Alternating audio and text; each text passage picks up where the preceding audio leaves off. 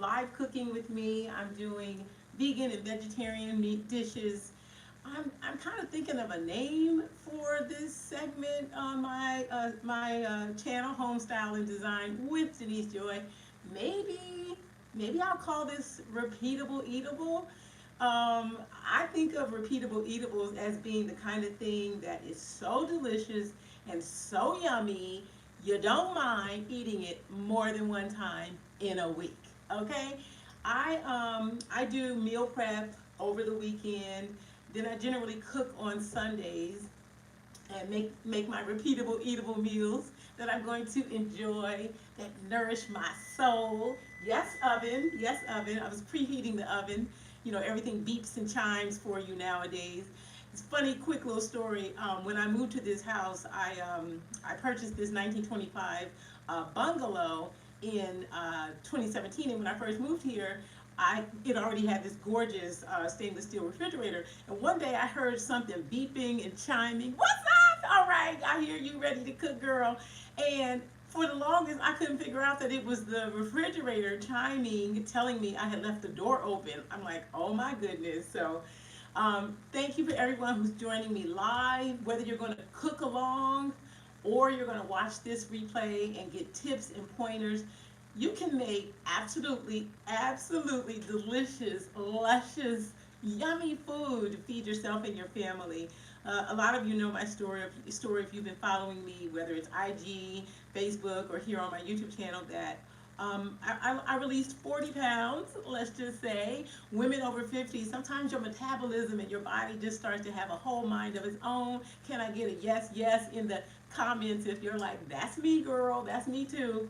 And I just had to make some radical changes. I generally was a person who always worked out. I was very fit conscious, but my body just went and had a mind of its own, and so I did some major changes. And so people often ask me, well, what are you doing, what do you eat? And you know, people don't want to eat boring stuff, right? You don't want to eat anything boring.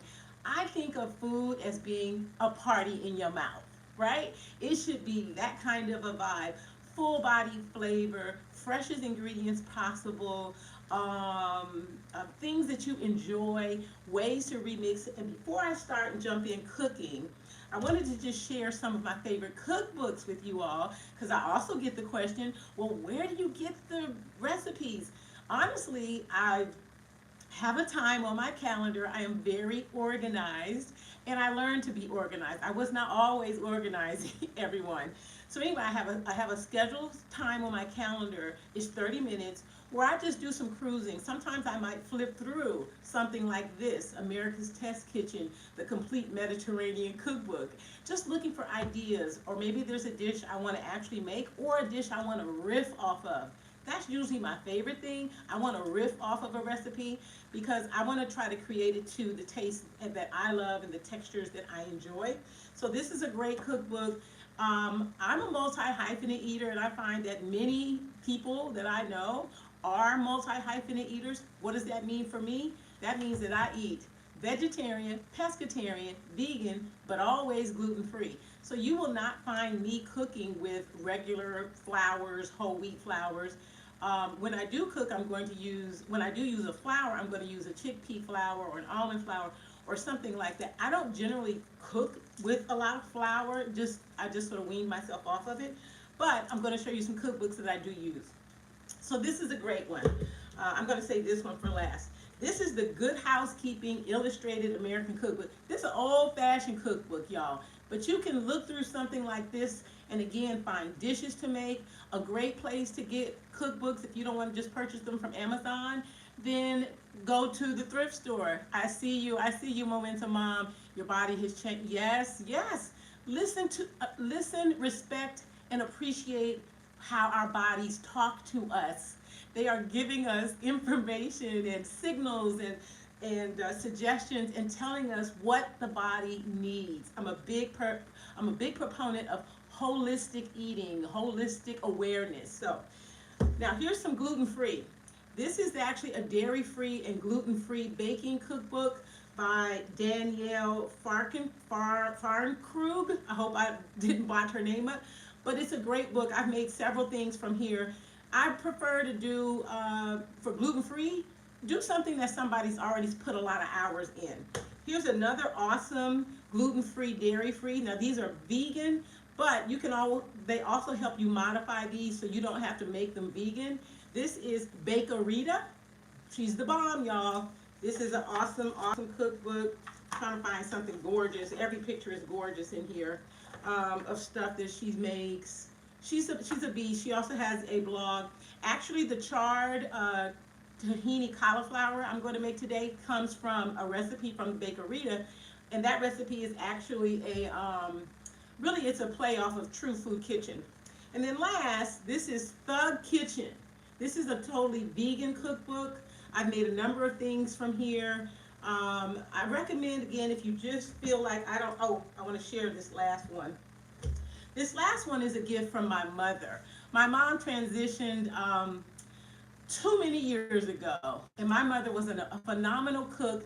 And I said in my live cooking video last week that we weren't wealthy. We were actually pretty pretty strapped for cash.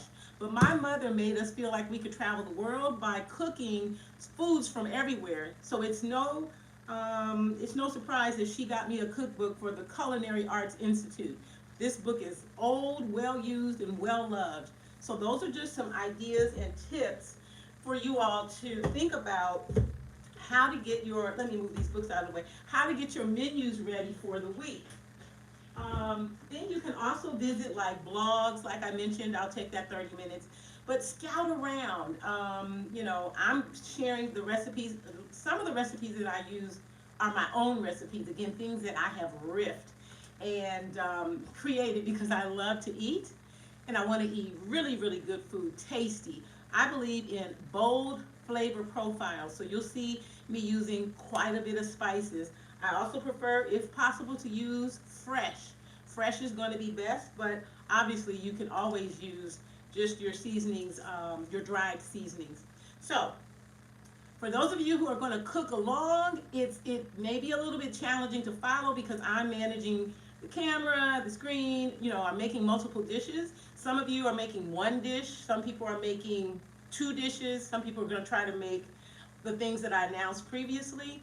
So I also always create something to support myself when I'm going to make multiple meals. I always create a little quick to-do list. This can take anywhere from 5 to 10 minutes. What I'm going to do in what order.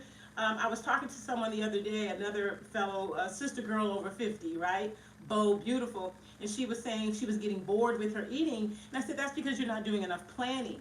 For anything you want to have a wonderful experience or successful experience, you put some planning into it typically, right? Same thing goes for what we eat.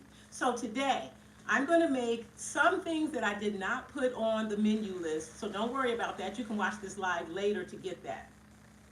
I'm going to make butternut squash soup, which is actually sweet potato butternut squash. I'm going to make a roasted carrots and shallots and other veggies quinoa bowl. And I'm going to make the charred tahini cauliflower, roasted cauliflower. And then I'm making 2 desserts. I'm making a coconut ice cream made with bananas, and I'm going to make a no flour chocolate chip muffin. So I'm going to start by putting the roasted vegetables in the oven. As I said, the heat, preheat your oven to 450 degrees, and the timer already went off. So if you didn't do that, go ahead, get your oven started, get it going so that you can put those roasted vegetables. These are only going to take anywhere from 15 to 20 minutes to cook. That's why the heat is up high. But you also want to make sure that you put enough fat. And I'm just using olive oil. Well, I'm also using avocado oil for one, because you don't want them to over roast and you don't want them to burn. So the first thing I have on my to-do list that I have in front of me on my iPad, y'all, is roasted veggies. Hi everybody, thank you so much for joining me. Yes, this is live cooking, y'all. Vegan, vegetarian, home style and design with Denise Joy. It's way more than just designing your home. It's a holistic approach to living the joyful life by design. All right, let's get it. First thing I'm going to prepare is the cauliflower, which is going to roast in the oven. I already, took the core out, put it in this bowl. So I'm going to prepare that, and it's going to roast in the oven On a baking sheet, just a plain regular baking sheet for 15 to 20 minutes. Now I have a tiny kitchen and I get a lot done. You know, I kind of like my tiny kitchen because it's so efficient with movement. I don't really have to go that far to get anything. And I don't know, I just gotten accustomed to it. People often think, girl, your kitchen is small. I said, but I can cook some really good food in this small kitchen. So you're just going to roughly chop your cauliflower, everyone. So if you're cooking along, I hope you have your setup already done. We're just going to drop this on the tray. It's not fancy. You're just doing a rough chop. You're not trying to get the cauliflower florets all minced up.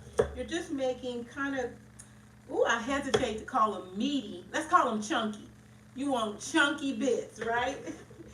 Chunky bits. As soon as you get it, even if some of them are small, put everything on that tray.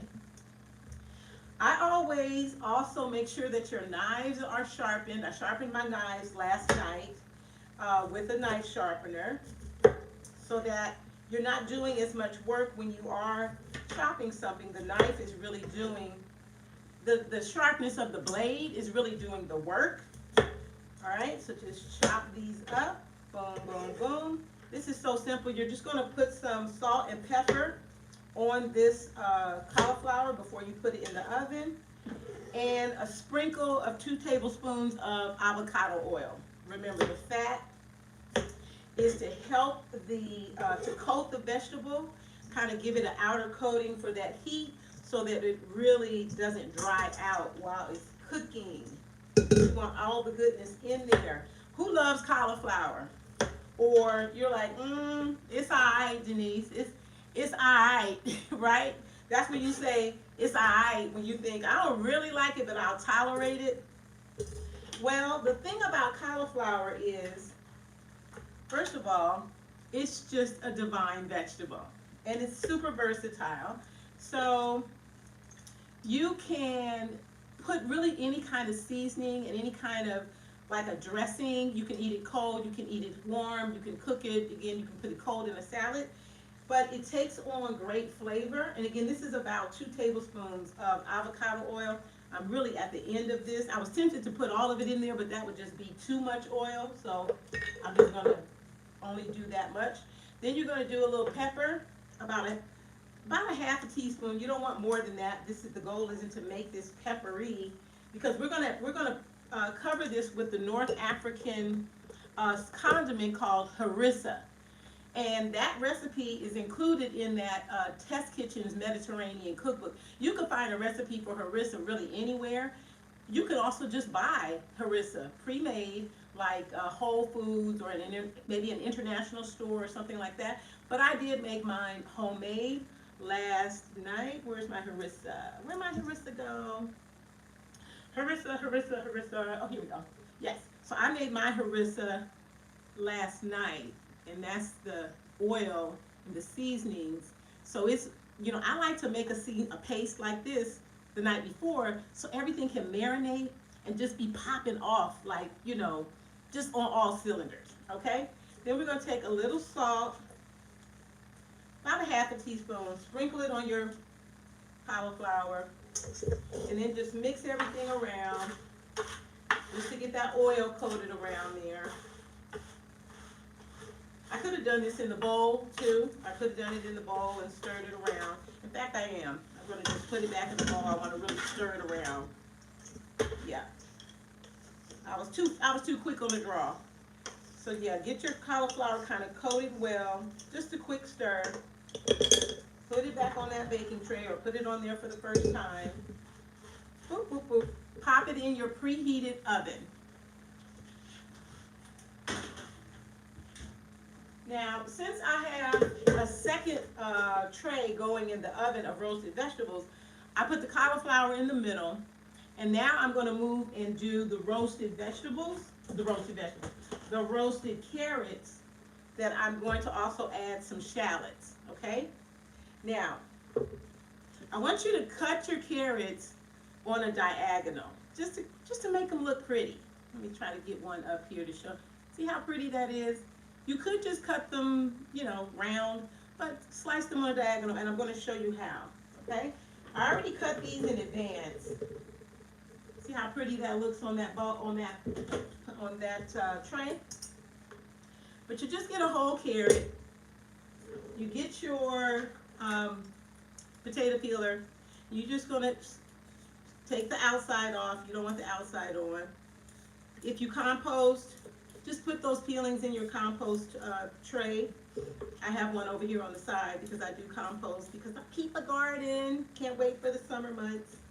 All right, move this out of the way. So you're just gonna take your carrot, hold it on your cutting tray, and you're gonna hold the knife at an angle to the carrot. Who's that? Hey, what's up? Hey, Catherine. You're gonna hold this at an angle and just push down and make that beautiful diagonal cut. Just pretty to see. And when it shows up on your quinoa bowl, it just looks so cute and so pretty. And you just took a minute to make something, to design your meal versus, oh, I'm gonna just chop these carrots, right? But if you're in a rush and you don't have time to get it all fancy, just cut the carrots, all right? And you want them on the chunkier side so that, again, they're not going to become mushy. So once you get your carrots all ready to rock and roll, put them on the tray. Now, I have put on this tray before the carrots, I took some sprigs of rosemary, again, that fresh herb, and I just pinched them off. You just take them off and just pull them off the side, that's all. And then I just sprinkle them around on the tray. Excuse me. And then I also want to add to this baking tray, before I put it in the oven, I'm going to put some other seasonings on top of these roasted carrots. The shallots, a shallot is in the onion family. The shallot has a very beautiful concentrated flavor, excuse me, and it comes small and tiny. I took the peel off of these earlier. Listen, phone. My phone. My watch is talking to me. Go ahead somewhere, Siri. So anyway, you want to chop these up fine. I'm also going to add some spring onions. Again, I riffed the spring onion idea last night because I realized I wanted more oniony flavor in the roasted carrots. And onions have a natural sweetness, so when they roast, they're going to complement the carrot's sweetness really, really nicely. Hey, what's up, brother? So I'm going to add that, and then I'm also adding some cloves of garlic. And I already peeled my cloves of garlic, but we're getting ready to chop them. So we're going to do, I'm going to do 4 cloves of garlic, anywhere from 4 to 5. The thing I love about cooking for yourself is you get to customize what you're making. You get to customize it to you. So if you don't like that much garlic, don't put that much garlic in. You're like, ooh, I'm not sure about the shallots. Again, mix it up. You could use regular onions. I'm just saying for the flavor profile, the shallots are going to really bring everything out and bring everything together. Then I'm going to add my thyme. Thyme, again, we want the fresh, where am I fresh? Oh, here it is. So the fresh thyme looks like this. If you've never had fresh thyme and you've just purchased it, you know, in the spice section, you want, oh yeah, Catherine. Girl. Listen, I posted a picture last week of the, no, week before I had made a no noodle zucchini lasagna, and I posted a picture of the last meal, the last serving, and I had said out loud, oh, I'm gonna miss you, because the food is so delicious. It should make you excited to show up and eat it again because it's just so yummy. You could also freeze some things and carry them over for a week or 2 later so that you're mixing up your meals, and that way you get more variety. But everything, you know, freezing well. I do have a freezer in my basement because, again, I like to make multiple repeatable meals. Thank you for that question. So we're going to do the garlic, we're going to do the shallots, we're going to do pecans. Pecans are going to go on here, and salt. Got my salt. All right. So I don't want to start that yet. So I'm going to do a ½ teaspoon of salt, and we're just going to sprinkle this on top of our carrots. right here because we're getting ready to put all this in the oven. This is a quick dish. It does not take a long time. Half a teaspoon of salt, and then I want half a teaspoon of pepper. If you don't want to measure it, that's fine. You could just kind of eyeball it. Sometimes I eyeball it. Just sprinkle that on, half a teaspoon of pepper. Then I also want, okay, perfect. Now we're going to sprinkle our spring onions. Spring onions, you know, spring onions come like this. For you just maybe, sometimes people never have a spring onion, that's cool. You just chop them and just chop that part off right there. If you were going to do like a stock pot to make some vegetable stock, you would save all your scraps so that you could boil everything down and make a delicious vegetable stock.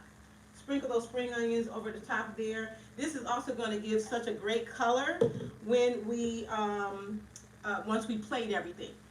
Here's the fresh thyme that I already stripped off. Let me show you though how you do that. You hold it from the top. There's a bottom and the top. The top means that the leaves are going up. Hold it from the top and then just pull down, boop, and then you get your fresh thyme. That quick, that fast, nothing really to it. Sprinkle that over your dish tray of roasted vegetables, boom. We also are going to add fresh rosemary. Just peel it off the stalk and give it a quick chop, right? It doesn't have to be super tiny, but you don't want to leave the leaves as large as they were. Okay, boom, put them over there. We got our garlic, 4 to 5 cloves of garlic. Just going to hold that garlic, and again, just chop it down real quick. A sharp knife is a lifesaver. You don't have to mince them down too big, too small, but you don't want to leave them big humps. So I kind of got them chopped up pretty good there. Take your knife across and just mince them down pretty good. Do we have a new, oh yes, Aldi, y'all know. So let's just talk. Let me try to talk and move and chop at the same time. My favorite places to shop, you know, prices of things are going up. You know, for the folks who eat a lot of meat, they're realizing, you know, meat and stuff is just kind of getting out of the, you know, out of the stratosphere in terms of prices. So you can turn to making more vegetable-based meals.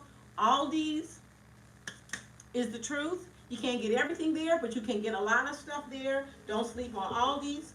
I also love the International Food Market. That's where you would get like your Asian, your African, your Latin, you know, those types of specialties. So there.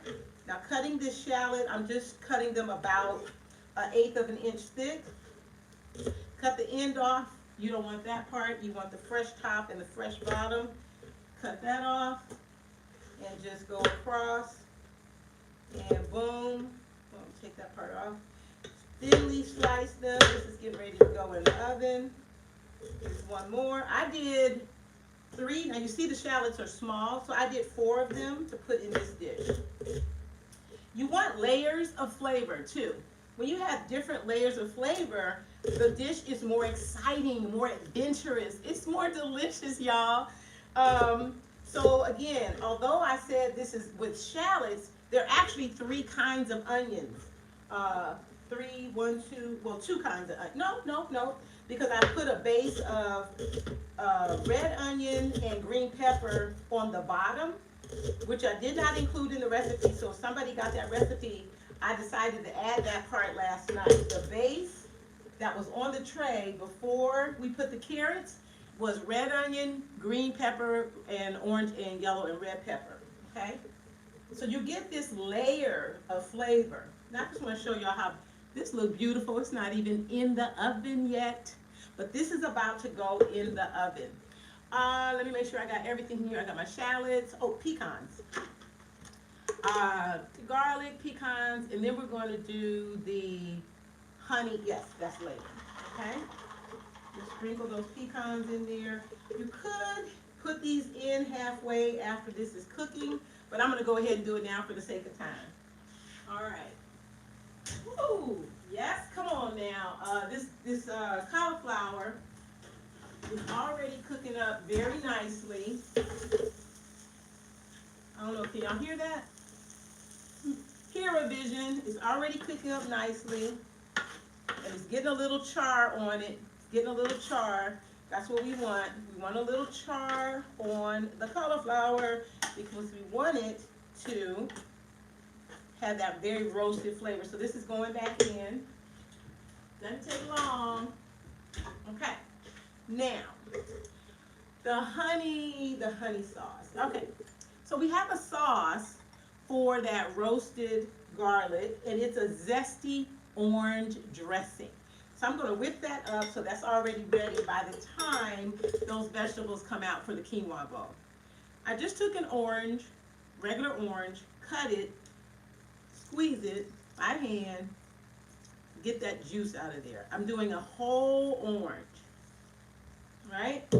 Last piece, just chunks, squeeze that juice, squeeze it out.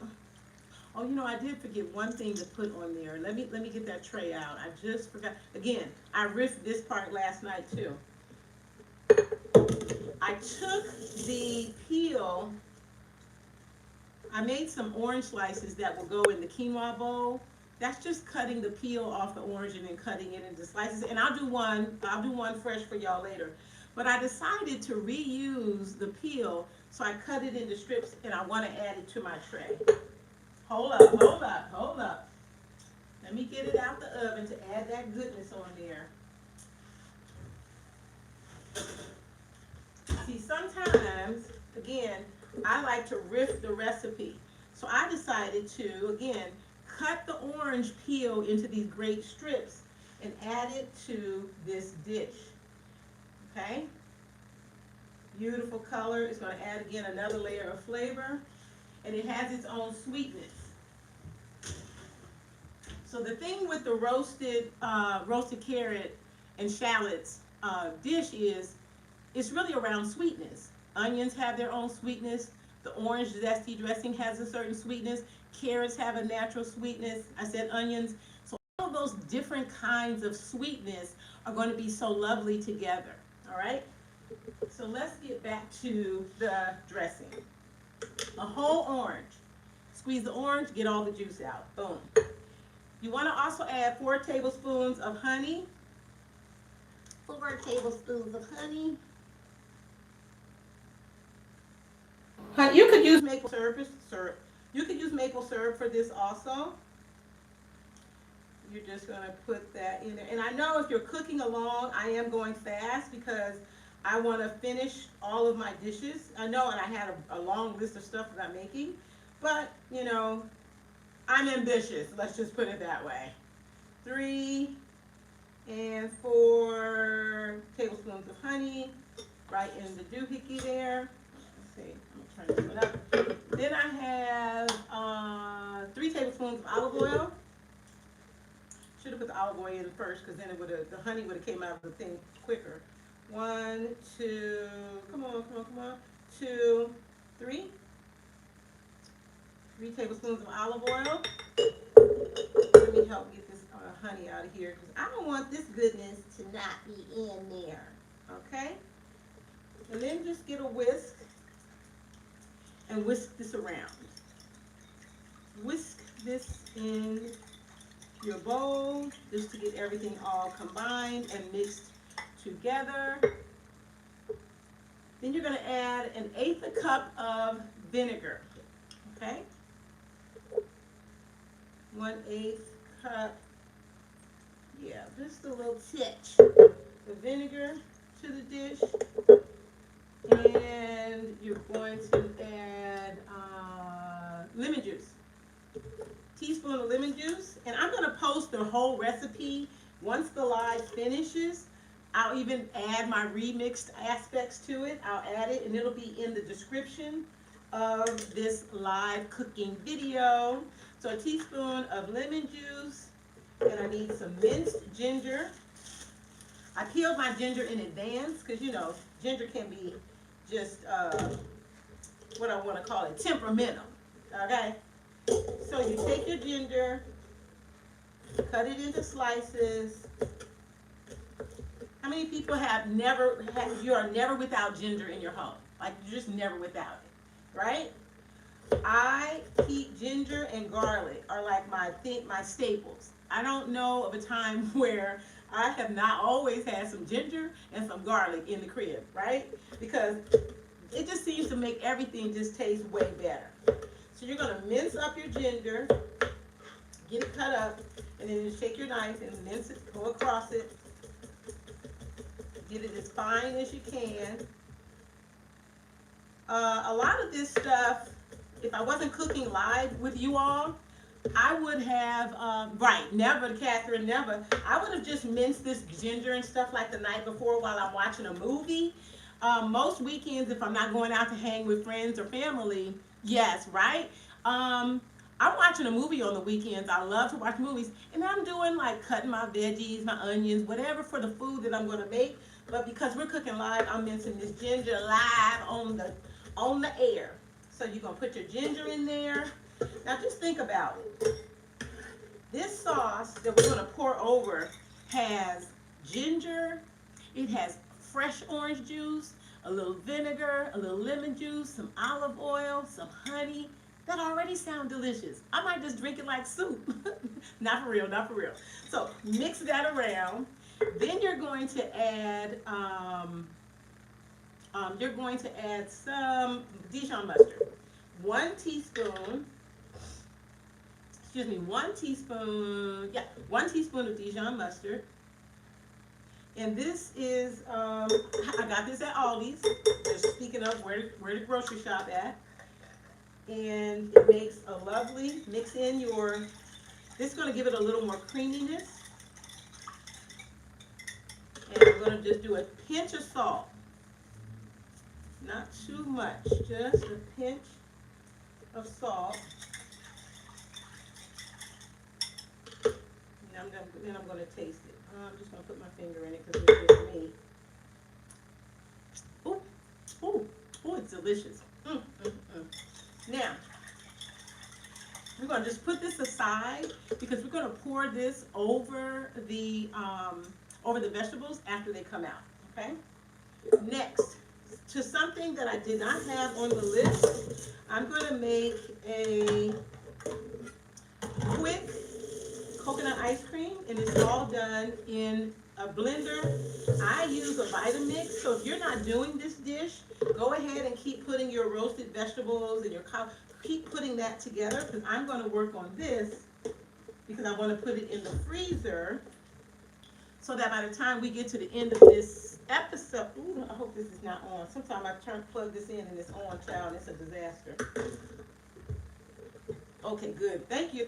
All right, so coconut ice cream using your blender. You're going to do 3 to 4 frozen bananas, okay? So you can freeze bananas. You want a ripe banana, like, it's already sweet, not a green one. Just everything needs to be cold and frozen. That's really the secret to this. So this is a Vitamix, and I love it. I've always used Vitamixes, and funny story about this Vitamix, my line sister reached out to me and said that she had a gift for me. She had a food processor that she had never used. So I was like, yes, she knows that I cook, right? So I said, yes, I'll take it. And so when she brought it to me, I'm opening the box and I'm like, this a Vitamix. And she had just dropped it off because it was during COVID. And I'm just like, she really doesn't cook, y'all. She clearly doesn't cook. It was the cutest, funniest thing, and I was happy to get a new Vitamix. And it was just the perfect timing because my previous Vitamix had run out of steam. It had run out of everything. It was on the fritz, let's just put it that way. So this was a great gift. So I put 4 frozen bananas in here. You want some cold condensed milk. Now condensed milk is really, really sweet. And so I'm not going to use a whole cup. I'm just going to use half of this, but this was also cold. So this is not vegan. This is a vegetarian ice cream. I guess most ice creams are vegetarian. But anyway, it's definitely gluten-free. That's really, for me, the point. Then you want a can of coconut milk. coconut milk, and you want that off the top because that's some luscious fat from the coconut milk. This was also in the refrigerator. I didn't put this in the freezer, but it's cold. You want to put this in there. Just put that can in there. You see all that creaminess. Yes, it's gonna make an awesome, awesome, awesome. You also want to add a teaspoon of vanilla.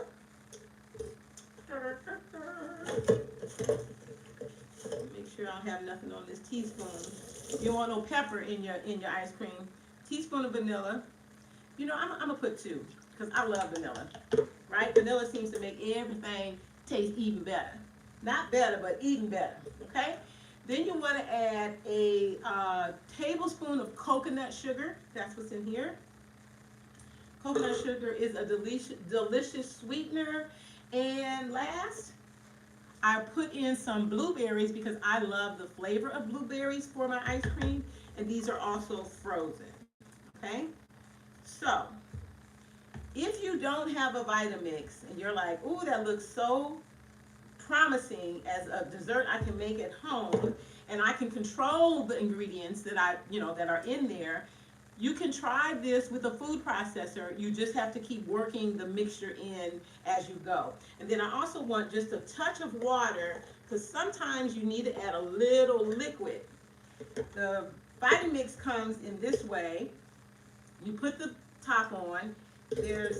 You want to take this part off because you want to use, it's called the tamper. You want to tamp it down. Make sure that you put this down tight. It's getting ready to get loud, y'all. It's going to be loud. Just turn the volume down or, adjust. But you're going to turn it to 5 because the Vitamix has numbers on it. 10 is the highest, so you want it on half 5 first. Here we go. It's going to get loud.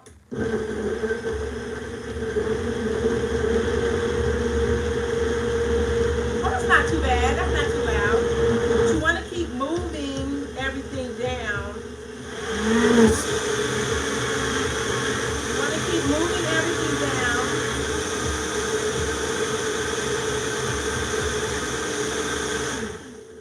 Okay, let's see. Woo, it looks luscious already. Oh, yeah. Oh, yeah. I didn't need any water at all. Okay, so this has a beautiful creaminess. And we're going to pour this in a container and put it in the freezer. So that's why I'm doing this now. I'm going to do one more blend just to make sure everything's all incorporated. And then I'll put it in the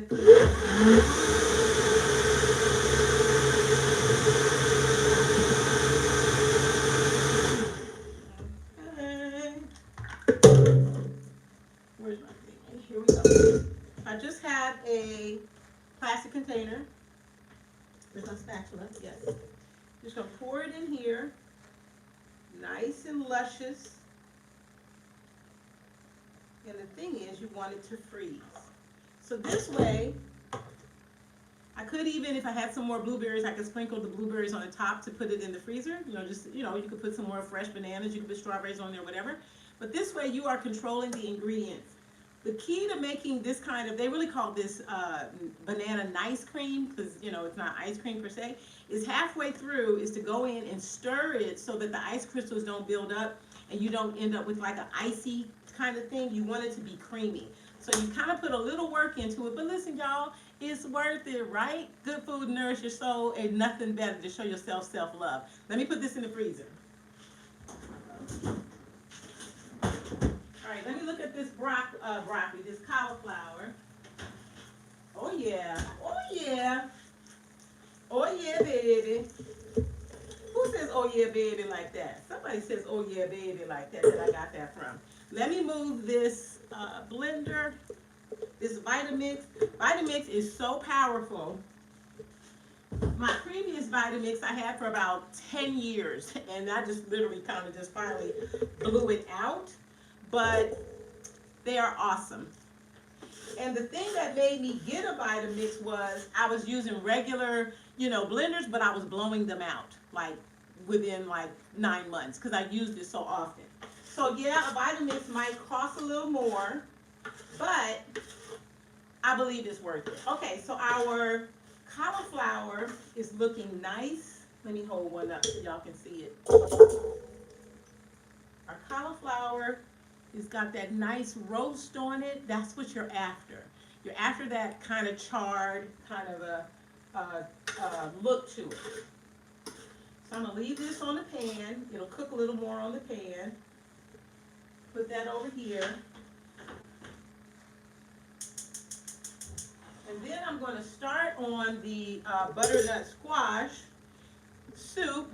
And so to get that going, I already put the onions, red pepper, yellow pepper, green pepper, already minced up. I already put them in the pan with some olive oil. So I just turned the heat on to get this going.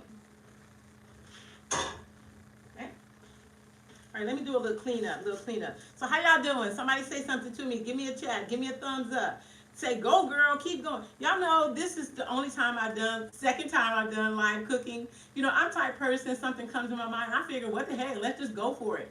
I'll figure it out. You know, I've been on video and camera. Heck, I've been on TV before, so what the heck? Let's figure this joint out. Tell me how are y'all doing? Are you cooking along? Are you taking notes? If you're watching this as a replay, do you have a question? If I can answer it, I promise that I will. Just let me know what's up. I'm also going to get this quinoa going here. I'm going to put this quinoa on, and I'm going to show you how I make quinoa go from just okay to absolutely outstanding. Oh, good. Yes, thank you, Catherine. So, quinoa. Again, I'm gluten-free, so I can't eat couscous. I can eat other grains like rice, but I don't always want to eat rice. Quinoa is one of these also super crazy superfoods, very healthy types of things. And I love the flavor of quinoa. So here's a way to make it really awesome. Now, I'm making enough quinoa so that, oh, hey, Cynthia, girl, yes, oh, good, yes, I promise you. I'm going to put everything that I did in this live, because again, I freestyled some stuff late at night, and I don't want to throw anybody off. But quinoa, you can get a multicolored quinoa. I just mixed mine, multicolored and plain white. So I'm going to do 2 cups of quinoa, put it in a pan or a saucepan. This is a nice deep one so that it'll rise. It has enough room to rise. You're going to also add craisins. Craisins have this beautiful flavor, and this is for the quinoa bowl. When you're doing a bowl, don't just make your grain just boring. Make it a party in your mouth, y'all. Put the craisins right in there with the quinoa to cook. And then you're going to add where's my little spinner? Yeah, 3.5 cups of vegetable broth. Now you could just do this combination of water and vegetable broth. This came from Aldi. Simply Nature is their brand, organic. You can't beat it for price, y'all. Come on now. So 3.5 cups. 1. Now, why wouldn't you just use water only? Because water only is not going to have extra flavor. We're after bold, delicious flavor layering so that it's a repeatable eatable. You're like, oh, that was so good. I can't wait to have it again. That was 2. Here goes 3. You're going to put a lid on this. Cook it on, really cooking it to the directions of the, whatever the box is, or the bag. I think I even bought this loose from maybe Trader Joe's or something. But just give it a stir, okay? Put it on the stove, and there you go. Turn it on. I'm going to turn it on low. Yep, low. Okay. Let me stir these veggies over here for this butternut squash soup. All right. Clean up a little bit over here. Okay, so now we have the quinoa on. We have our ice cream in the freezer. We got our roasted vegetables half done. Let me check these carrots real quick. Oh, that's smelling so good, y'all. Woo! So I'm just going to stir this up. Oh, it smells so lovely. I'm just giving this a stir to move everything around on the pan. Let me see. Let me take a fork. You know how you see if it's tender yet. They on their way. They on their way. They got about another 10 minutes. Another 10 minutes for those carrots to get a little more tender. Okay. So up next, we have the onions and green pepper, celery, green pepper, red pepper, yellow pepper on the stove, ready to go for our butternut squash soup. We're also going to be adding for that butternut squash soup. I posted out there and said, bake your butternut squash, cube it, bake it, and bake your sweet potatoes the night before. Why? How many of you have ever had butternut squash soup? Put it in the chat if you have. Tell me in the chat. Me, I made it, I tasted it, I thought it was nasty, I thought it whatever. What's up? Let me just rinse this off real quick. How many of you have had butternut squash soup or you made it? You're like, that don't sound like a party in your mouth, Denise. Well, I'm going to tell you how to make it a party in your mouth, okay? So, butternut squash soup, you want to roast the vegetables in advance. Awesome, Cynthia. When you roast the vegetable, you're going to get more caramelization, particularly for something like sweet potato and butternut squash soup that have a natural sweetness. You want that caramelization because you want that extra flavor. You have to peel all the peel off, and then you want to cut it and cube it. If you don't know how to cut it, I'm sure there's a video on YouTube of how to safely cut a butternut squash. It's not super hard, but you want to cut it, and it can have a core with seeds in it. It's not a lot of seeds. You just want to take the seeds out and then cube it up. And when you cube it, I have enough cubes. You're just cutting it into these kind of little small square cubes. Now these are very tender because these cooked in the oven with a little olive oil and just a tiny bit of salt. Now here's my last sweet potato because I already put my sweet potatoes and some of my butternut squash soup in another blender. I also have a Ninja blender that's bigger.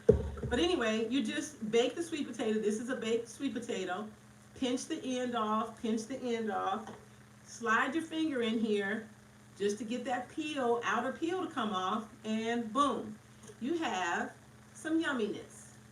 This is now it's mushy. I'm going to put it in this container because we're about to, believe it or not, we're about to whip up the base for the butternut squash soup. You're just going to put all your butternut squash and all of your baked sweet potatoes in a blender. Vitamix, regular blender, Ninja. This happens to be a Ninja, just a Ninja, okay? Matter of fact, let me move this over here so that y'all can see it when I blend it. Okay? And once we blend everything, it's going to go in a pot rather, that I'm going to get in just a minute. All right, let me just stir these one more time. They are doing wonderful. You want to caramelize. Again, the word is caramelize because you're after flavor. Matter of fact, let me just show y'all this close up. So when you are cooking that onion, whatever it is for you, I like to caramelize because I like the boldest flavor possible. You don't always want to caramelize something if you want something with a milder flavor, you want some other flavor to be out front. But again, I'm after bold layers of flavor here, so we're caramelizing this down, okay? Let's let this cook a little bit more. And let's put this here. All right. Listen, I might have a small kitchen, but got a mighty mind and a bomb imagination, and I know how to organize and get it all done. So don't let the size of your kitchen hold you back and make you think, I can't really make stuff. Yes, you can, you can.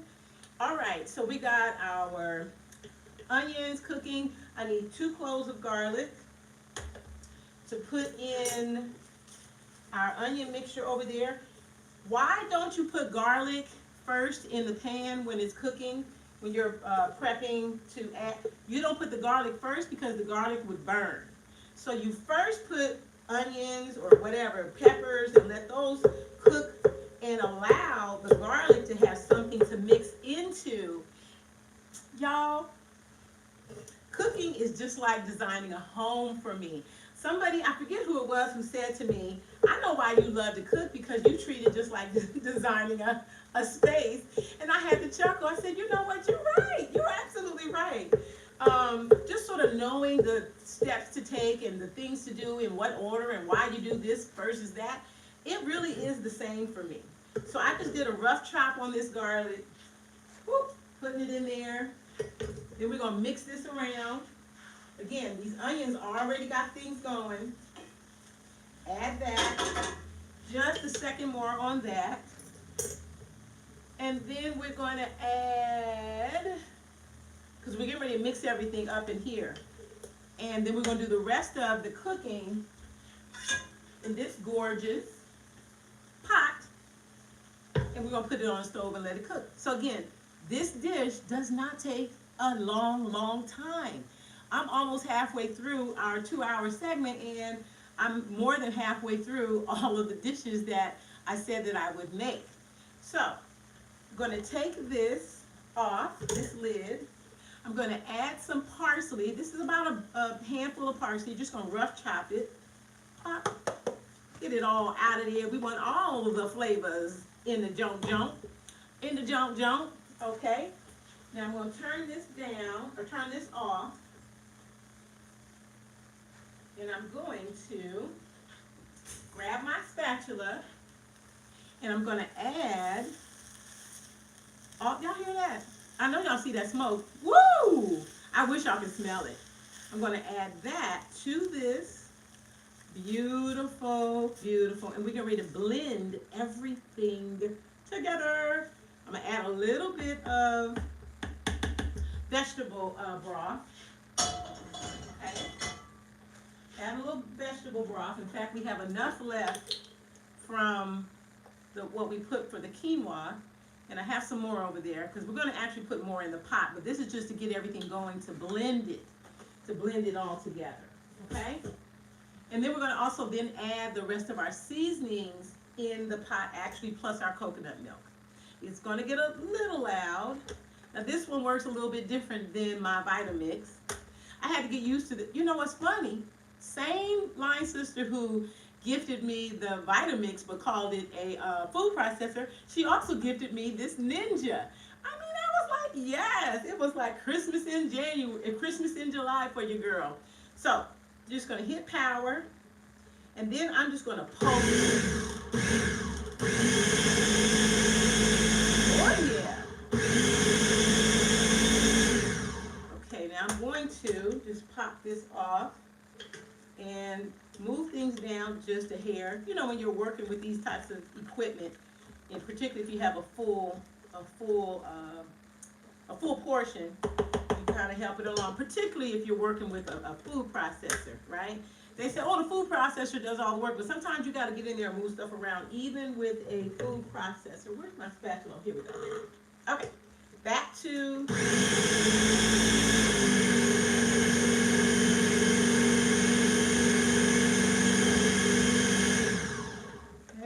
Time.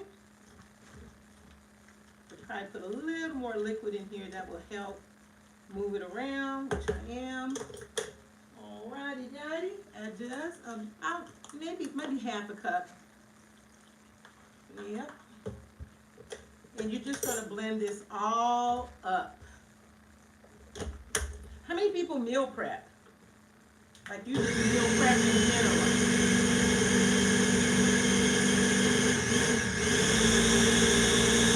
Drop it in the comments, let me know.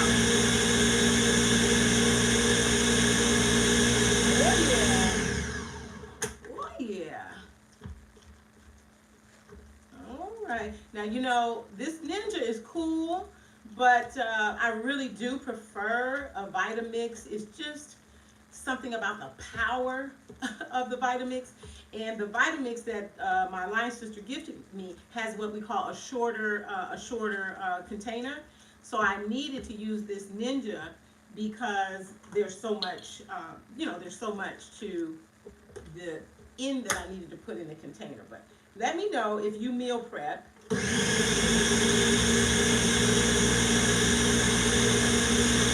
it's coming together.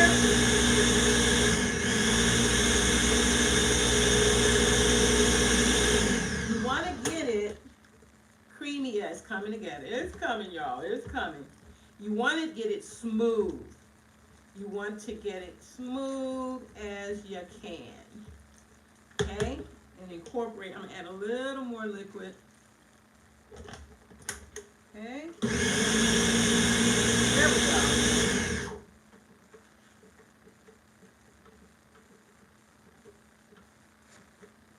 Okay. Let's see. Well, again, I don't use this often. Let me turn it off. I can go over and get my Vitamix, that's for sure. Technical malfunction. Okay, let's see. There we go. There we go.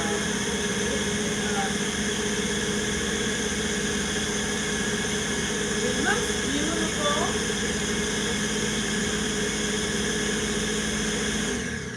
It's looking gorgeous and it's starting to incorporate. I just want to move this top part really down in there. You can really, let me take this off. You can see how that parsley is showing up beautifully in there.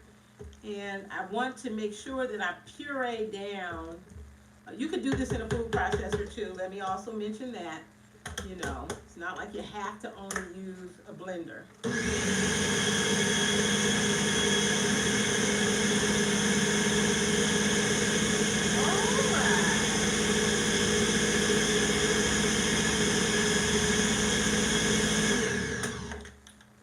Yeah, the thing that I really look here, I go back to my Vitamix, like I'm doing a Vitamix commercial, is how the what's the word? The force really draws the top down to the bottom, and the Ninja doesn't do that as well, particularly if you have a full container. But you just kind of get in there and stir it around to make sure it all gets down there. I may still go and get my Vitamix and clean it out and do a last puree because I want it to be as fine as possible.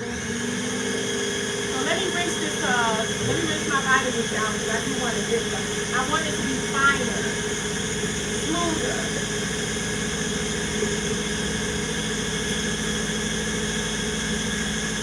All right, so yeah, I am going to switch out because I want it to be really, really, really smooth.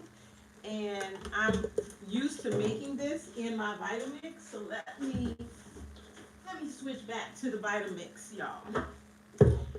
You don't have to have a ton of equipment. I really only have a Vitamix and a food processor, and I pretty much rely on those for making awesome food. So I'm just gonna switch this, and I'm gonna just probably cut it in half so that I can get the texture that I'm after. Yeah. Yeah, baby. Y'all can tell I'm a big Vitamix fan. But you know, once you find something that works, that you love, keep using it. Keep using it. All right, so that didn't take long. Switch that out. I'm gonna add a little bit of liquid here, and boom tick. All right, so I'm gonna turn this all the way up on this Vitamix because I want it to be really pureed.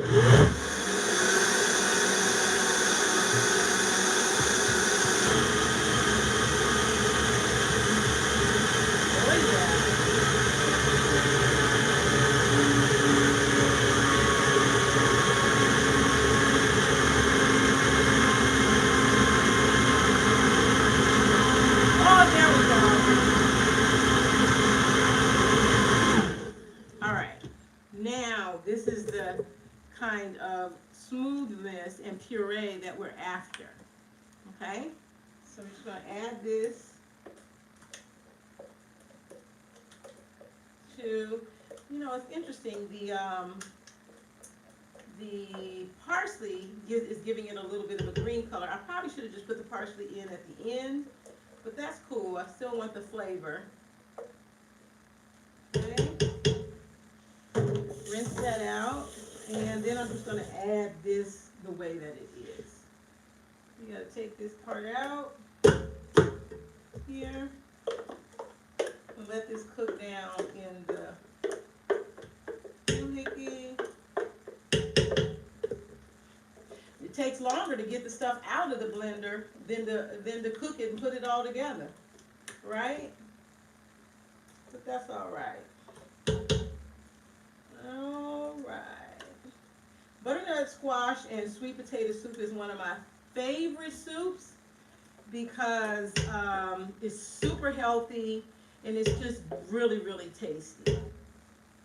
And so today I really had a color story for the meals because I'm using colors that are in the shades of orange. Butternut squash soup, the sweet potato, the carrots, except for the ice cream. The ice cream is blueberry, but that purple looks beautiful with orange, right? Okay. Mix that in right there. Matter of fact, I'm going to just pour this in here and get the rest of this goodness out of this container. And then this ninja, you have to be careful with this. One of the reasons I don't use it that often because of that blade in there. Let me get this down from here. Finished with this. All right, now here's our soup base. Now I'm going to add in, I put the vegetable stock in there, so we're getting it creamier. And now we're going to add in 2 cans of coconut milk. Okay? And I already opened up the cans. And I'm going to put the seasoning in last. These were not cold. These are just off the shelf, if you will. 2 cans of coconut milk. Do you guys put coconut milk in your butternut squash soup? I just find it gives it such a lovely creaminess. I'm going to use a whisk to mix this together. Now this is a huge pot, and I'm going to have all of it. You're just whisking this together. You see how creamy that is? You're after that lovely creaminess. And this is the type of thing that as it's cooking and thickening up, you can add a little water or a little extra vegetable broth. You could even use chicken broth if you wanted to. Yes, you could use chicken broth if you wanted to. So now let's add our seasonings and put this on the stove. Let me make sure my carrots.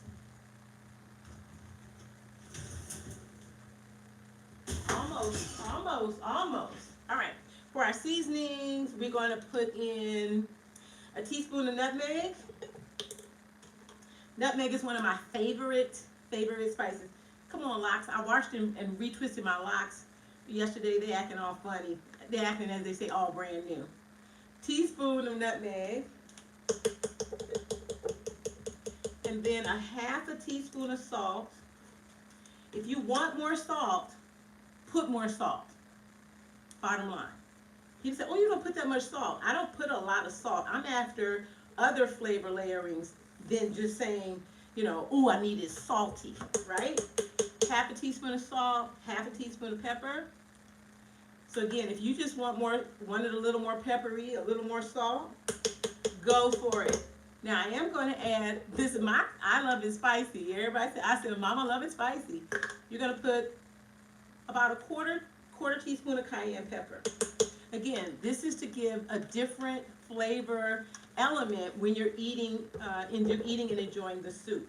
And then last, a teaspoon of turmeric. Again, we're going to get some bold flavors here. Teaspoon of turmeric. Boom, tick, boom, tick, boom, tick, tick, tick. And then I'm going to whisk this one more time. Make sure I didn't forget anything. Oh, I do. I need my lime juice and a tad bit of honey. This honey is at the end. I have a whole nother. Costco, that's the other place. I don't know if I said it earlier. So Aldi's, International Food Market, and Costco. Those tend to be the stores that I use because I like to keep my costs down, keep my costs lower, and that's just one way I do it.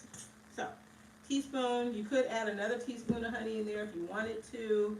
totally up to you to what kind of flavor profile you're after. And then I'm going to add some lemon juice for some brightness. Just take some lime juice. Small lime, put a fork in it all the way around to loosen up the meat and the juice. And then put it in there and then twist and get that juice to come out. You could even put some of there we go, freshness. Perfect. Go for that.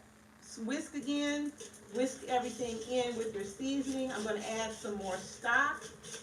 In fact, I'm going to add about 2 cups. 2 cups of stock. And then we're going to put this on the stove for about 20 minutes or so.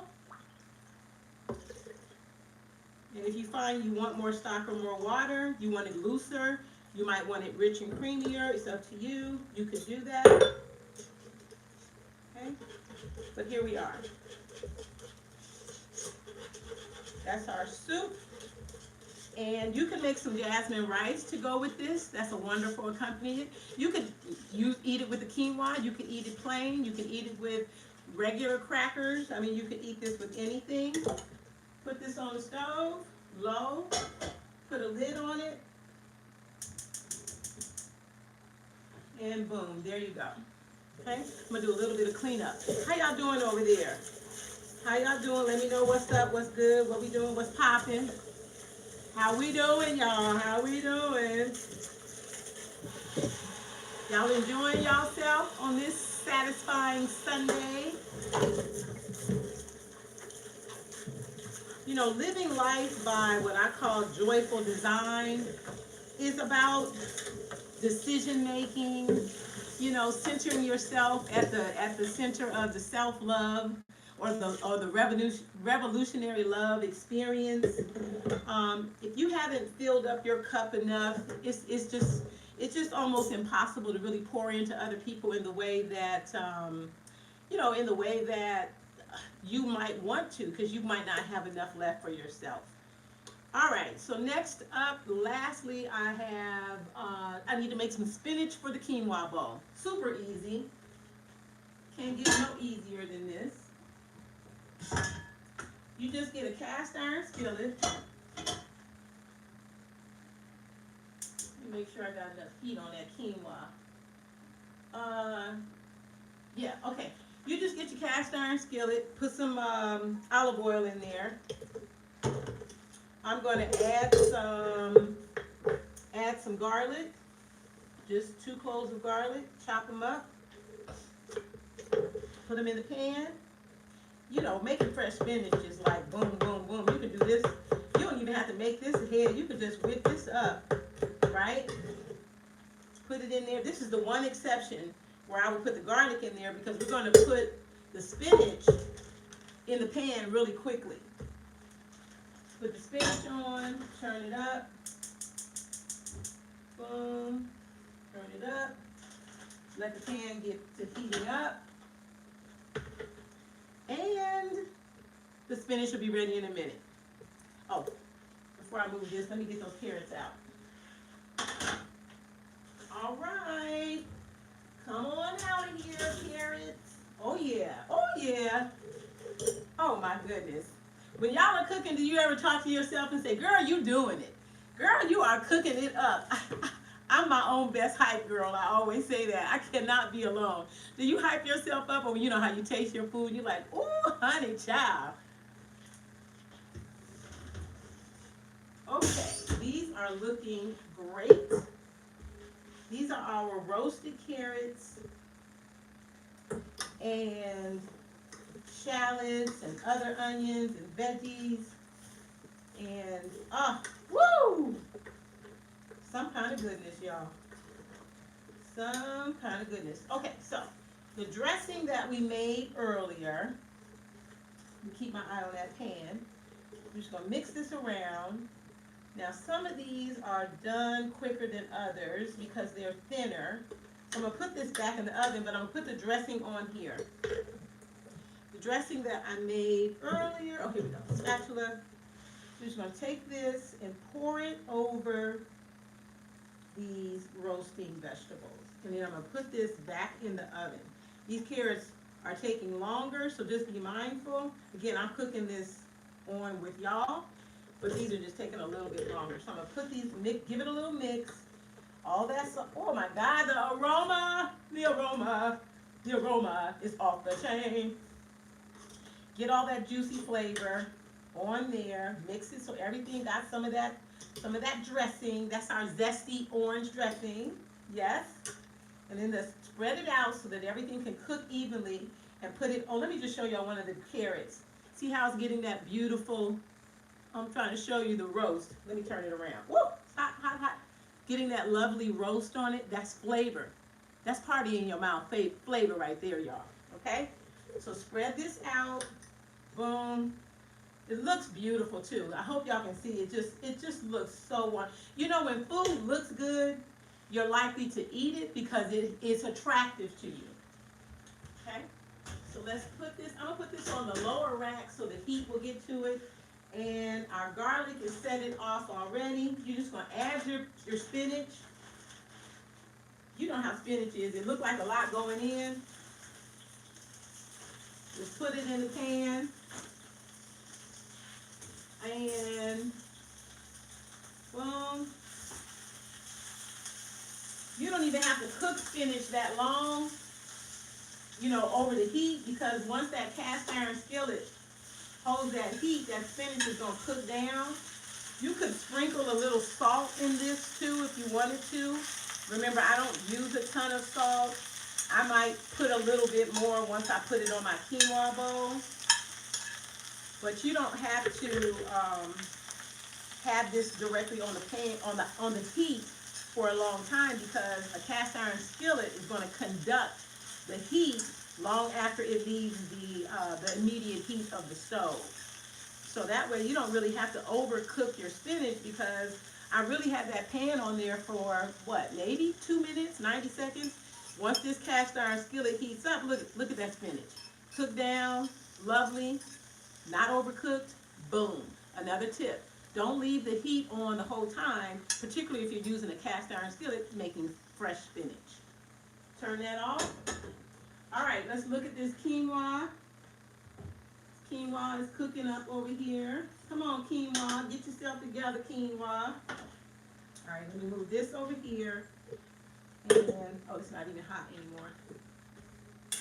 What's up? What's next? What's up? What's next? Check my veggies, boom. Cauliflower, boom. Let's go down here for our charred cauliflower tahini.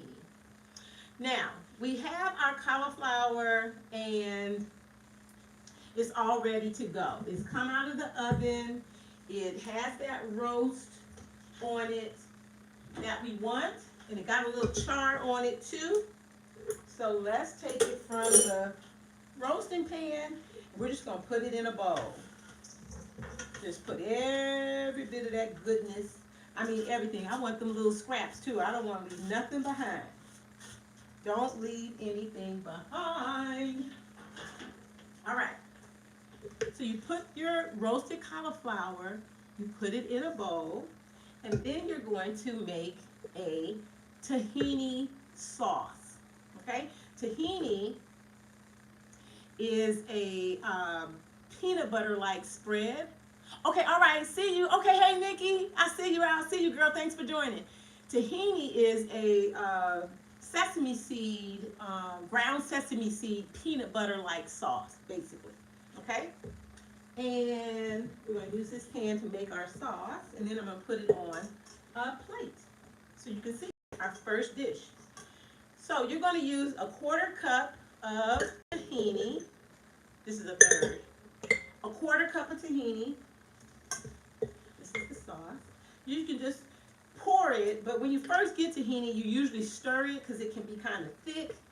And tahini is used a lot in African dishes, certainly Mediterranean part of Africa, basically. But a 1/4 cup of tahini. Pour it in the bowl. You want 2 teaspoons of lemon juice. 2 teaspoons of lemon juice. And you could use fresh lemons. I don't have any, so I have a, bottled lemon juice. Boom, one. I put, ooh, that was a little extra. 2 teaspoons of lemon juice. We need some garlic. And thankfully, I did quite a bit of pre-chopped garlic. Okay. Again, just mince that garlic up, chop it down. I'm using like a clove and a half because these weren't they weren't very large. And I love garlic. If you don't love garlic, use a little bit. If you love garlic, use as much as you want. Okay? I believe in when I'm designing somebody's space or my own home, I call it custom on a budget way. Meaning you can get an outstanding, curated experience. You don't have to break the bank. I think of preparing meals for myself the same way, custom on a budget. So you add that garlic, and then you add a tablespoon of maple syrup. That way this dish will be vegan. Well, honey's vegan too, but anyway, a tablespoon of maple syrup, a 1/4 teaspoon of dill. If you don't have any dill, it's okay. Don't feel like I can't make the dish. Just don't use it. Just don't have the dill. 1/4 teaspoon of dill. It's going to give a really herby kind of a flavor to the dish. And then you want a touch of salt. So we're going to do a 1/2 teaspoon of salt. It's coming together. 1/2 teaspoon of salt. And the harrisa paste. Remember I showed y'all this? This is a North African condiment that is very spicy. And again, it's a paste. You can buy this, but I decided to make my own, and I mean, it's fire. I actually kind of riffed it too. I put some Thai chili, because mama like it spicy, right? So anyway, you want to put this paste in your tahini sauce, and you want a tablespoonful. Okay, I'm going to do, about a tablespoonful. Okay? And then you can use, this last, because I made it fresh, I would need to reuse it and, use it for something else because it doesn't last forever because there's no preservatives in it. But you can, think of other ways you can put sauces and pastes on. Okay. Oh, perfect. That's a great smart hack. Using the hummus as your hack, because you probably could make this fine with just hummus. Get your whisk. Actually, let me get a fresh one. Get your whisk and whisk that around. See that lovely color coming out there? It's a little thick. You can use a little water just to thin it out because tahini is like a thickener, an emulsifier. Peanut butter is. And so it will have a thick quality to it. Woo, smells lovely, lovely. So then you're going to take this and put this over your cauliflower. Pour that in to the bowl. Yeah. All the goodness. I'm always using a spatula, y'all. I don't want nothing left in the bowl. Give it all to me. And then just using the spatula, now just toss the cauliflower around with this great sauce on it. Okay. Toss it around. And now I'm going to put it on a plate to show you how this will look. All right. I just got one of my favorite plates that I love to look at. I'm going to put our roasted tahini harrisa. I got a tongue twister. Yes, ma'am. Yes. Oh, I love that. Put it all on a plate. Now, I'm doing this to show y'all how it looks, but I'm going to put this in individual containers for my meal prep next week. But for the sake of what we're doing, I'm doing it this way just to show you how lovely it can look if you were going to serve this to like your family. The toppings that you're going to garnish it with are some dates and let me show you the dates, some dates and pistachios, okay? So I'm going to just sprinkle the pistachios over the top. They got this fun color. They'll add a lovely crunch. That's just some pistachios you can buy pretty much anywhere. I have some that are already cut up, but I wanted to show y'all a whole one in case you never saw like a fresh date. These dates, I love these fresh dates because they have a wonderful caramel kind of a flavor profile. So when you eat this dish, you're going to get the heat from the spicy harina tahini sauce. You're going to get the crunch from the pistachios, and then you're going to get that sweet bite of almost that caramel mixed in with the heat with that roasted cauliflower. So you're going to then just sprinkle some of these, and they're so sticky, so just know they're going to feel a little clumpy like or whatever.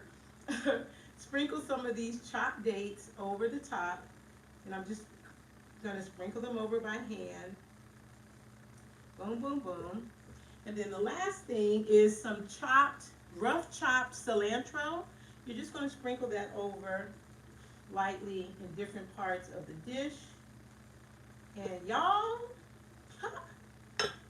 here we go. This is that charred roasted cauliflower with a spicy harissa tahini dressing with dates and pistachios. This is some good eats, y'all. I mean, it's going to be a party in your mouth. Now, this is for my make-ahead meal next week, but I'm going to take a little bite here, get a little taste of this. I want a piece of the date, and I want some of that. This is just me in my house, right? You do you. Ooh, ooh, ooh, ooh, ooh. Oh, my gosh. Ooh. See, this is what I call a repeatable eatable, all right? Oh, my gosh. Ooh. Oh, that's the happy dance when you're eating, right? Oh my goodness. This is what I call, and you know what? You could eat this cold or you can heat it up and keep it warm. This is a keeper. When my son was young and I would make stuff, the way he would tell me if the food was good, he'd go, "Mom, that's a keeper right there. That's a keeper." So I riffed off of his phrase, "That's a keeper," and I came up with, that's a repeatable eatable. You gotta make this, y'all. If you're watching it replay, make sure you make this dish. All right. One dish up. I don't know if I'm going to get to everything, but I'm going to try my hardest. All right, what do I have next on my directions list? The quinoa. Well, let me see if the quinoa is ready. Let me check. Woo! That quinoa is popping over there.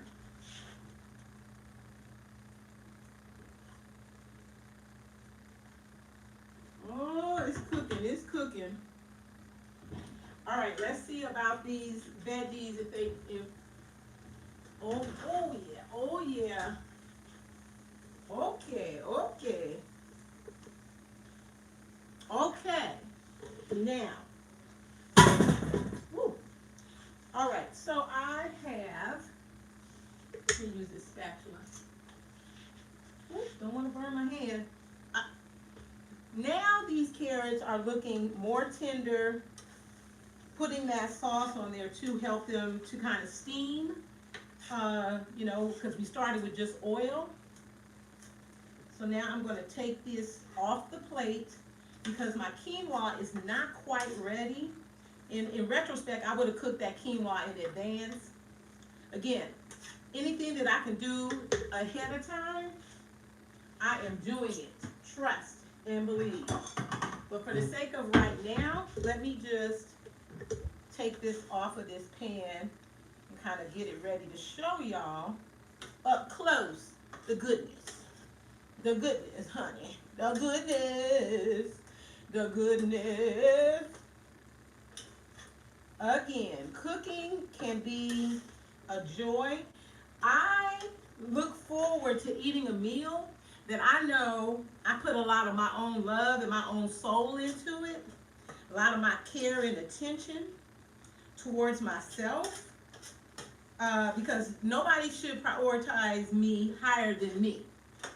And making sure that I have lovely, nourishing, I'm talking about real good food, that's a priority for me.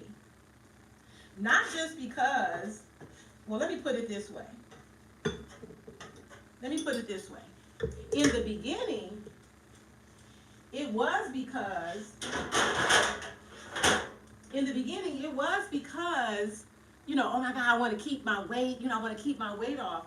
But after a while, I realized that that kind of thinking, I was thinking more like, I mean, I don't eat chicken, but I always say skinless chicken, right? And that's just not a party in your mouth. That's not gonna be a repeatable, eatable meal that makes me feel encouraged. I want to go back to eat something like that. So I began to shift and realize I need to make really good food, good to the eye, visually delicious, like this roasted carrots with shallots, pecans, and other great goodness, right? This dish, the smell of it, everything, the look of it, it makes you want to dig in. All right? All right, so the quinoa is not quite ready, so I'm going to move on. Let me check this butternut squash soup. Okay, I'm going to turn the heat up on this soup and I'm going to move it to the front burner. But let me just show y'all how that's looking. It's looking luscious is how it's looking. We're cooking it. We're cooking it to allow the seasonings to marinate, okay? You know what? I'm gonna have to freestyle because my quinoa is not going to be done, but I have some rice that I cooked last night that I'm going to use to build a bowl, just so I can show y'all a bowl, but know that that quinoa with those luscious craisins, they're still cooking. Hold on, let me get that rice.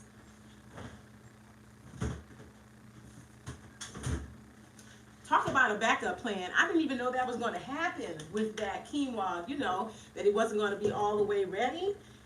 But here I have a backup because I do want to build a bowl so you can see how that bowl, oh, I want to use this. So you can see how this bowl would look if you were going to prepare it, okay? So, of course, we would steam, this rice would be warm and steamed and so on. I'm not about to eat this, so I'm just going to use this. Just know the rice is cold, I know. But again, I'm just doing this so I can show y'all the look of the bowl, okay? So I'm going to scoop some of this rice. Yes, backup plan. Somebody type backup plan, oh yeah. Or type come through rice, right? So we're going to put some rice or quinoa or whatever you have in your bowl. And again, this is cold. I actually am going to end up eating this for dinner because, like, I'm not going to waste this, right? I cut some oranges, and I said I would show you how to cut the orange. Here's how you cut the orange. You take an orange, split an orange, and then you cut on each end. Just cut that little part off. Cut the other side. So you have a flat base. Put it down. And then you're just going to run your knife around each piece and cut off the peel. Boom, boom, boom. Why do you do this? Because you want to have that fresh citrus flavor with your meal. It'll be so exciting to your taste buds. You're going to enjoy the meal because that freshness is going to be so appealing, and the aroma, the smell. Then you turn it on its side. And then you're just going to cut some slices, right?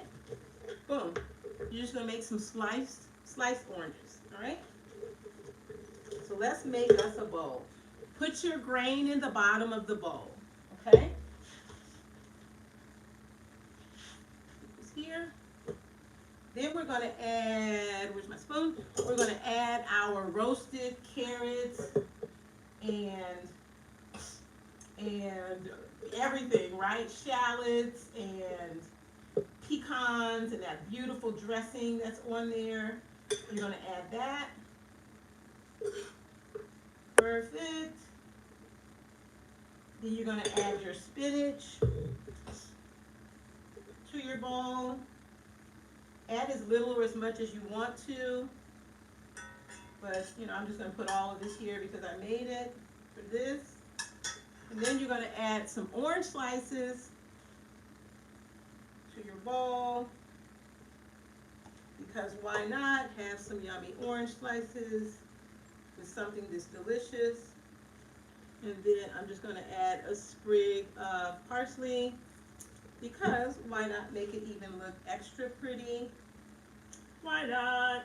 Why not? Why not? And give me a nice chunk of my carrot on there. And there you have a gorgeous, right, Cynthia?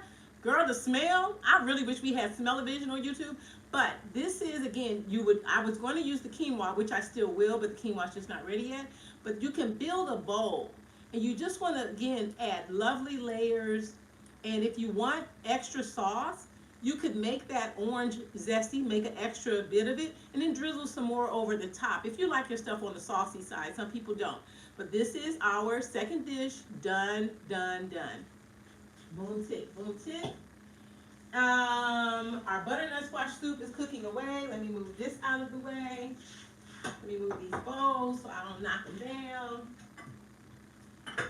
And then last but not least, I promised I was gonna make, okay, this quinoa, now the quinoa almost done, y'all. Now the quinoa over there got an attitude talking about she left me out. The quinoa almost done. Don't you love it? You gotta love it.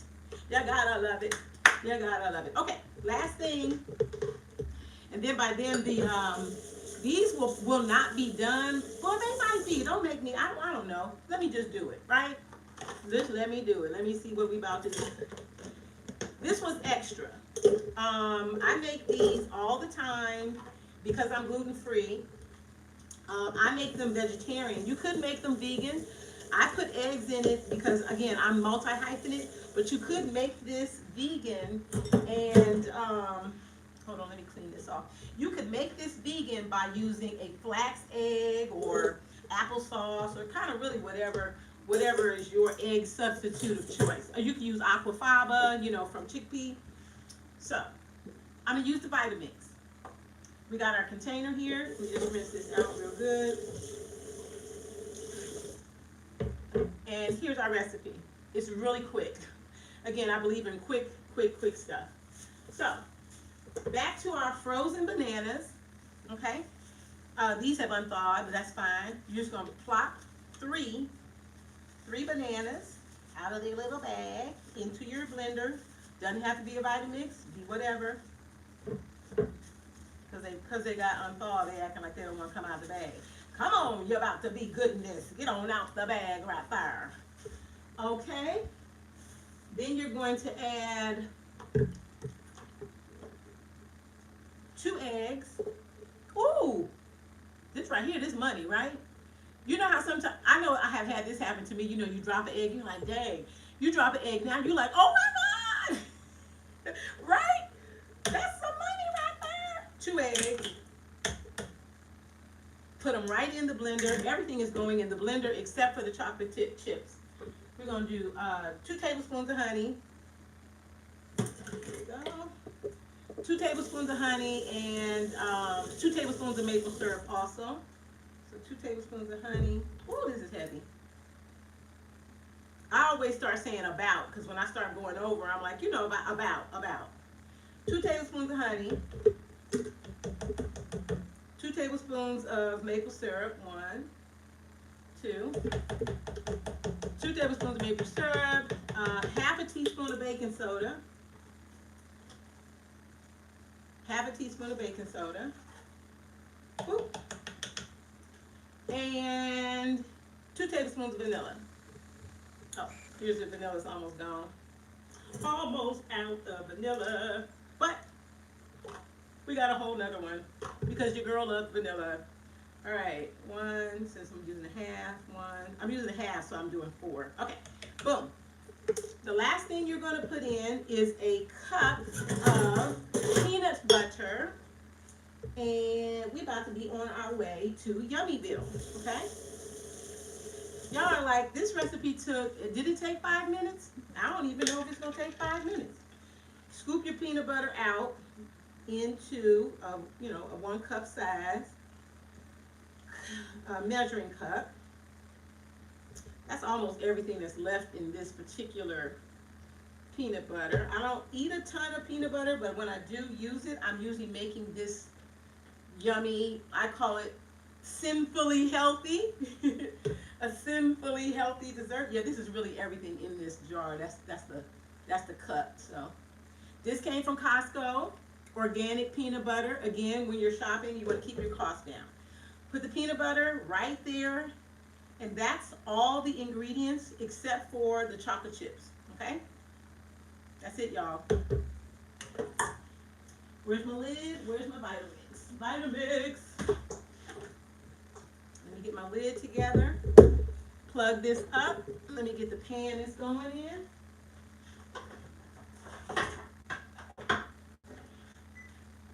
Okay, that's the pan it's going in. Vitamix. Boom.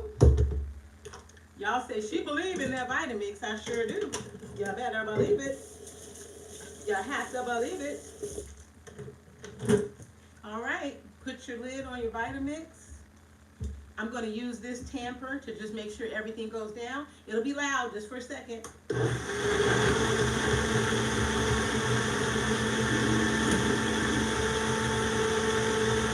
not even a minute to mix it.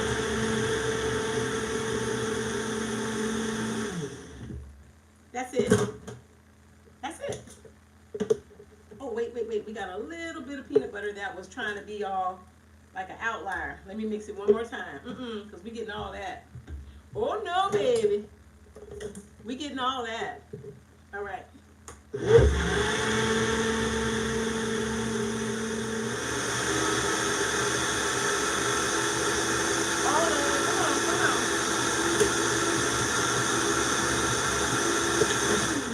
Okay, so really, that's really 1 minute. Take it off. Let me move this out of my way. And we got our chocolate chips. Where'd I put my chocolate chips? Here we go. So I take the chocolate chips, I spray my muffin pan. Oh, let me turn this back on. I turned the oven off.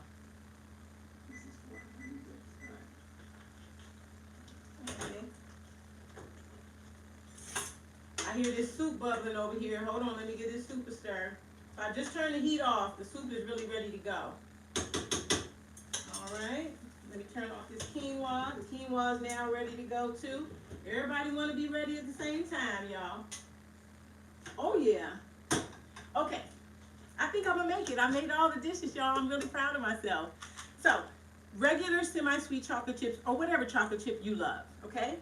You're just gonna put a few in the bottom of each tin, or a lot. Maybe it's a lot. And you're gonna put them down in there. I think it's a lot. Y'all hear me? I'm still going, right? Get yourself a knife. Boom. Get your muffin mix. No flour. No flour. But let me scoop some of this up so y'all can see it up close. Okay? Okay, this is our mix for our no flour muffin. All right? So you're just going to go along to each one. Drop your stuff in there, you know, boom. Don't fill it all the way to the top because it's going to rise. Put some in each one. Move it along. Move it along. I hear you, oven. Thank you, oven. Okay, move it along. Put some in each one. Boop, boop, boop. And this pretty much, as you can see, makes enough for 12 muffins. Okay? Now, I really use a spatula for this. So I can get all of that goodness out the bottom. Now this recipe is literally, you know, if I wasn't talking with y'all, this is a 5-minute recipe. And then you put it in the oven and let it bake. Roughly, depending on your oven, your temperature, you know, your city, you know, it's so many factors to making sure that you heat things properly. You might cook this for anywhere from 15 to maybe 20 minutes. It might even take 12, depending on how hot your oven is and so on and so forth. Okay. If I got a little bit more in one than the other, I might move some of my mix because I want all my muffins to be even. Okay. Then you take that knife, you just kind of give it a little stir to get those chocolate chips mixed in that you put in the bottom. Mix them around, each one, pop, pop, pop. You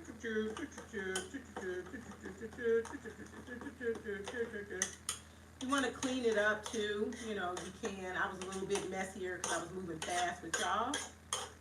But I sprayed the whole top too, so this won't stick. Now, if you're just really feeling real frisky, just put a few, maybe one or two on the top. Not too many because you already put some, you know, liberally in the bottom. Now, when I was doing my weight release, I started making these. I ate one of these every single day. So when I was doing my weight release, it wasn't like I was not going to eat anything good, you know, at all. I ate one of these no flour muffins every single day over roughly, it took about a year, and then I was working on the maintenance of that. These are done. They go in the oven. Oh, you put the oven at 400 degrees. Okay. All right, y'all, let's look at the soup. So I just took some of that rice because I would normally eat the butternuts, a roasted butternut squash, sweet potato soup, and I put it in this little jar to make a little immersion for it. So I'm going to put the rice mold. Come on out of there, rice. Come on out. Come on, be my friend. Here we go. My little mound of rice. Then I'm going to scoop up some of this soup so we can take a look at it and see. Oh, yeah. Oh. All right, let me put a little dressing of parsley, of course. Put a little parsley on that, and I think I'm gonna do a little rosemary too, just to be fancy with it, because that's what we're doing. So this is a way you can eat that roasted butternut squash sweet potato soup. Do some rice. I just did a mound. I kind of botched it when I poured the soup around it. And do a little pretty seasoning for presentation. If you don't have that, don't bother, like you're too busy. But this is yummy. You can also eat this soup cold. You don't have to only eat it warm. So there's versatility. You might want a different sensation. And then here's the other thing I want to mention to you all. Mix up your meals. Don't just have soup for lunch or for a dinner. In fact, this soup is my breakfast for all next week. I'm having this luscious, creamy bowl of roasted butternut squash and sweet potato soup for breakfast. Mix everything up. That'll also help you to not get bored, to not feel like, I'm having, you know, I always gotta have oatmeal, oh my goodness, or whatever, right? Pancakes, waffles. I believe in mixing it up. So there's our butternut squash soup. Let me bring everything over, because we really are at the end, y'all. Oh, I want to look at that ice cream. Here's our bowl. Here's the rest of our carrots. Boom. And let me show y'all this quinoa, because finally the quinoa is done. Okay. So remember, this quinoa is made with craisins. You see that? You see how that is in there? It's beautiful. It has a lovely flavor now, and it's made with vegetable stock. So again, you could eat this with the butternut squash soup as a side, again, for breakfast. You could eat this with the roasted carrots, shallots, and pecans with the orange. You could mix it up. Everything is here to look amazing, to appeal to how it smells, how it tastes. Makes you want to feel like I should get dressed up, like I should go out to eat in my own house. A party in your mouth, y'all. Okay? Let's look at this ice cream and see how this ice cream is coming up. It's definitely not firm yet, but let's just look at it. Okay? This is the frozen banana, coconut milk, and blueberry ice cream. Nice cream. Okay, it's coming along. The ice crystals are starting to form around the sides here.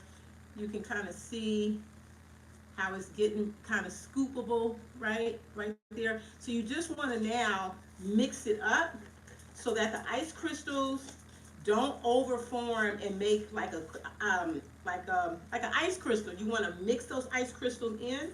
You might do this 3 or 4 more times as it's firming up. It's going to help the nice cream stay creamy and not icy. All right? So, that's it, y'all. Somebody say yes, Denise. Shout your girl out in the comments. Woo! Let me just do a little. Oh, go on with it. Listen, if you don't make nothing else from this menu, you got to make this right here. Once this thing, thank you, Cynthia. I saw your message, girl. I love you. Thank you. Oh God, that's heavenly. Okay. Again, something that you made yourself. What? My God. Sorry, I'm smacking y'all, but no, for real, I'm not sorry because it's just that good. Put this back in the freezer, mix it up. Now, tell me what you're making. Tell me how you're feeling. How are you feeling about perhaps being more adventurous with your cooking? More adventurous than you had before. Eating carrots. Most people think about eating carrots. Okay, awesome, Barbara. Most people think about eating carrots, they put them on their salad. Honey, carrots are a dynamic vegetable to cook with, okay? In fact, most vegetables are dynamic. Again, look at what we did to this cauliflower. Honey child. I thank everybody who joined me live. Hey, Renee, girl, thank you. Who joined me live. Again, I think about cooking the same way I do about designing a space, designing a home. Do it the custom on a budget way. You know, make sure that it has layers, that it has harmony, that it appeals to you visually and sensorily. Oh, yeah. Okay, Renee, yes, you can do it, girl. You can do it. You know, it's not that if I can do it, you can do it. It's just that you can do it. It doesn't matter. Oh, yes, Cynthia. Yes. Please, y'all, come back. This video will post live, and you can either comment on the video once it posts live, or, you know, y'all follow me in Facebook or Instagram or whatever. Take a picture. Don't be shy to say, oh, mine didn't look like Denise. Heck, it might look better than mine. Whatever. It don't matter. You're doing something that actually nourishes your soul. You're pouring into yourself because you have committed to living a joyful lifestyle by design. I am your girl, Denise Joy. It has been my greatest pleasure. Oh, awesome, Barbara. Awesome. Greatest pleasure to bring you all these live cooking. Remember, repeatable eatable meals, because it's a party in your mouth, y'all. I'll see y'all in the next video. Boom.